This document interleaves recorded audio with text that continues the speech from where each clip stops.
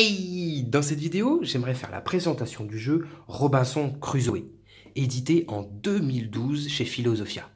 Une V2 devrait arriver en août 2018. Qu'est-ce que Robinson Crusoe?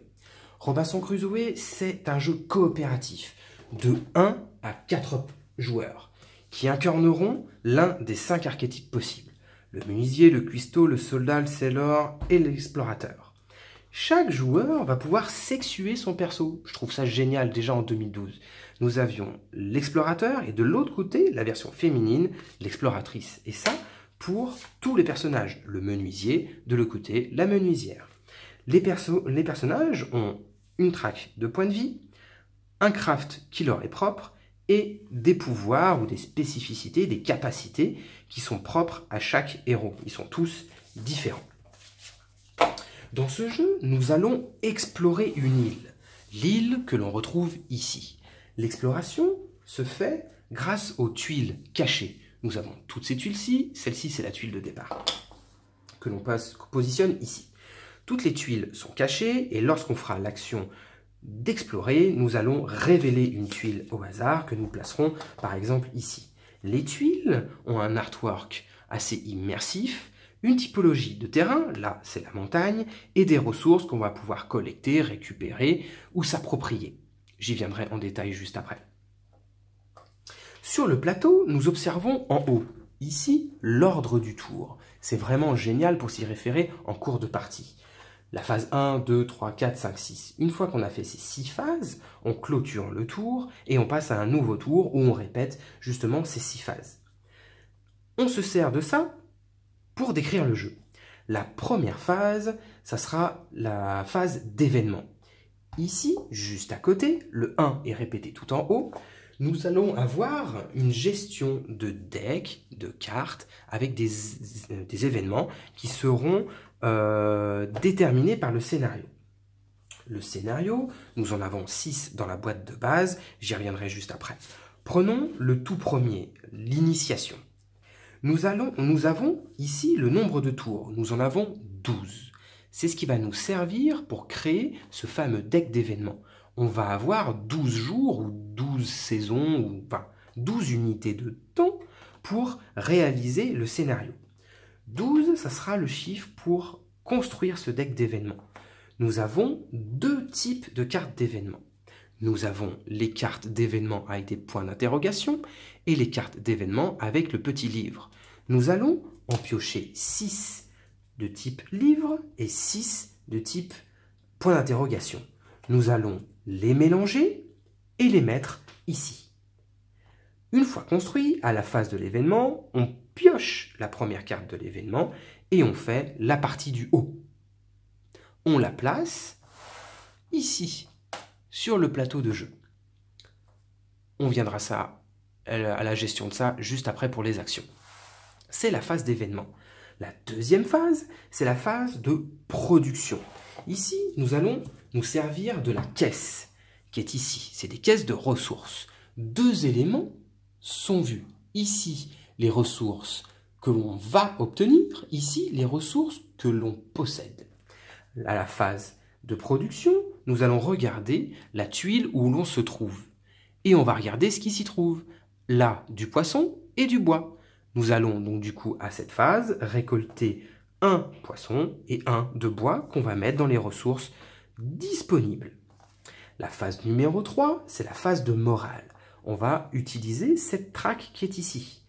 Les petits ronds sont des ressources de morale. On retrouve ces petits ronds en jetons qu'on va pouvoir quantifier sur chaque joueur. Le moral est au plus bas, -3. Le joueur dont c'est le tour, si on se retrouve vraiment au plus bas, il devra dépenser 3 de ces petits jetons. Si on est en pleine forme, ici au maximum, on va pouvoir obtenir 2 de ces jetons ou gagner +1 en points de vie. C'est la phase de morale. Après, à la phase 4, nous avons la programmation des actions. C'est la partie quasiment la plus technique, la plus intéressante.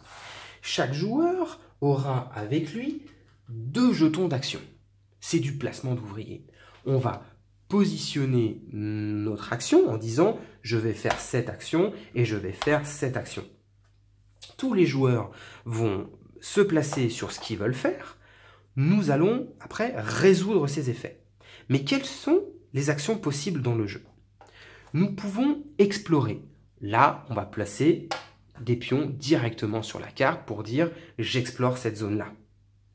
Nous allons pouvoir également gérer les événements. Les événements, tout à l'heure je l'ai dit, on fait la partie du haut, et si on veut le gérer, on fait la partie du bas. Ici, dans cet exemple, si on a deux d'armes, ça c'est le logo de armes, avec une seule action, on défausse la carte. C'est la gestion. Pourquoi on s'en occuperait? Parce qu'à la fin, il se passe l'effet négatif qui est ici. On y reviendra en cours de jeu, mais là c'est pour la description. Nous pouvons explorer, nous pouvons gérer l'événement, nous pouvons ici chasser. Il faut être deux et on pourra chasser le gibier qu'on aura stocké, trouvé ici. Ça, c'est le logo de Craft. Nous allons pouvoir construire des objets pour améliorer notre camp, notre qualité de vie, notre survie, ou voire faire le scénario. Le Craft est matérialisé par des cartes, hop, comme celle-ci, où à chaque fois, on va avoir un bonus, si on le fait, ou alors une recette à suivre. Par exemple, ici, il nous faut avoir le couteau et une peau de bête pour avoir cet effet-là. Ici, il nous faut la pelle et un de bois pour avoir cet effet-là. Le craft, on en a 9 prédéterminés par le jeu, comme ça, à chaque scénario, c'est les 9 mêmes que l'on va disposer ici. Hop. Donc là, c'est pas ces 9-là, mais pour l'exemple, hop, je les passe comme ça. 5, 6, 7, 8, 9. Nous allons, parmi 29, en piocher aléatoirement 5 autres. 1, 2, 3, 4, 5. Et cela constitue l'intégralité de nos possibilités de craft. Lors de l'action de craft, je vais pouvoir positionner mon action, un de mes deux actions, directement sur l'objet que je désire crafter, et en phase de résolution d'action, crafter cet élément. Nous en étions au craft. Maintenant, la récolte. On va pouvoir se placer sur une tuile déjà découverte pour récolter les éléments qui sont sur cette tuile. Si je désire récolter par exemple cette tuile-là, j'obtiendrai encore un poisson et un de bois. Nous pouvons également explorer. Ça, c'est ce que je l'ai dit, c'est ce que j'ai dit tout à l'heure, en se plaçant directement sur l'île. Ici, c'est la case d'exploration. Ici, nous avons l'aménagement du camp. On range, on nettoie, on s'occupe, on se sent mieux dans notre camp. Ici, il suffit d'avoir une seule personne et on gagnera 2 petits jetons de morale et on avancera d'un cran sur la piste de morale. Ici, c'est la dernière action possible.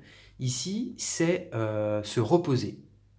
On peut être tout seul, que seul à être ici et on gagne un seul point de vie. Les points de vie, je le rappelle, sont matérialisés sur les cartes des joueurs avec ces petits cœurs. Ici, on démarre full vie. Ici, la petite tête de mort. On a perdu. Le jeu se passe de tour en tour jusqu'à temps de réaliser le scénario.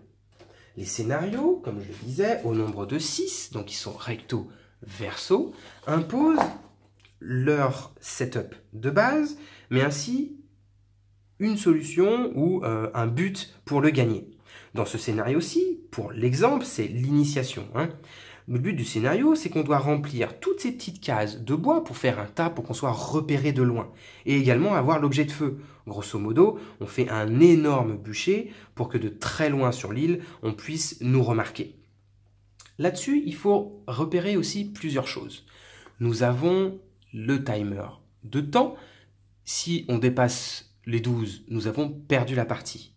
Nous avons ici des petits dés. Ça, c'est la météo. Le 5 que l'on n'a pas encore vu. La météo est déclenchée au fur et à mesure du temps.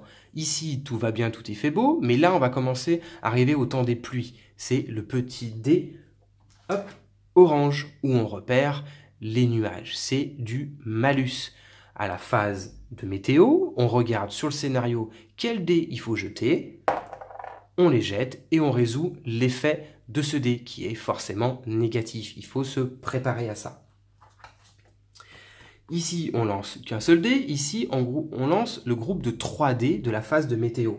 Donc, un dé de pluie, un dé de neige et un dé, on va dire, d'avarie, où on se fait attaquer par une bête, on perd un niveau d'aménagement de notre camp, ou on perd de la bouffe.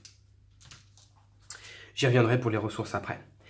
Donc, le but du scénario, le timing du scénario, les trouvailles spéciales que l'on peut trouver en fouillant les différentes tuiles, mais également la gestion des événements. Je l'ai dit tout à l'heure, 2 types d'événements. L'événement des livres et l'événement des points d'interrogation.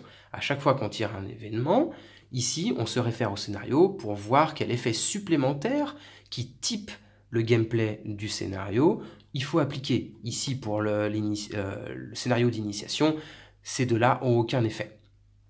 Le scénario nous propose également 2 objets de craft supplémentaires, propres à ce scénario, qu'on ne retrouvera pas dans les autres scénarios. Je reviens sur la phase de météo. On lance les dés, on applique les effets des dés. Ok, on se prémunise, on a l'impact négatif, on encaisse et on poursuit. La phase numéro 6, c'est la phase de nuit. La phase de nuit, on va donc nourrir pour 1 de ressources alimentaires l'intégralité des joueurs présents. Et nous allons soit dormir dehors et perdre un point de vie, soit dormir dans un camp bien aménagé. Et ça clôture le fin de tour. Et on recommence, phase 1, phase 2, phase 3, phase 4, jusqu'à phase 6, jusqu'à temps de tour en tour, on résout le scénario. Je reviens sur les ressources. Nous en avons finalement 9 à gérer. En cube, nous n'en avons que quelques-unes. Hop. Nous avons ici les cubes jaunes qui représentent la bouffe qui peut s'avarier. Nous avons également les cubes orange qui représentent la bouffe non avariable. Nous avons les cubes blancs pour la fourrure. Nous avons également le cube marron pour le bois. Le cube rouge symbolise les points de vie. Je considère que c'est une ressource parce qu'à chaque fois qu'on ne pourra pas payer quelque chose dans le jeu, on va perdre des points de vie. Donc il y a une gestion des points de vie, une gestion de ressources de santé. Nous avons également d'autres ressources que l'on retrouve ici. En fait, c'est de l'aménagement de camp, mais je les considère comme des ressources. Ici, nous avons le camp, juste pour se protéger. Ici, nous avons la valeur de toit, de 1 jusqu'à 4. Ici, la valeur de palissade, de 1 jusqu'à 4. Et ici, on ne voit pas, hop, ici, la valeur d'armement, notre qualité d'arme, voilà, qui varie entre 1 et 6. C'est pour la chasse et également pour se prémunir du dé agressif de la météo pour les animaux sauvages. Ici, on a la recette pour augmenter toutes ces valeurs-là, à savoir fabriquer le camp, le toit, la palissade ou les armes. Les armes, c'est du bois. Ici, selon le nombre de joueurs, c'est variable pour augmenter ces ressources-là, qui sont consommables, détruisables, et améliorable. Allez, on se revoit pour le setup et une partie d'initiation. Allez, tchou tchou tchou.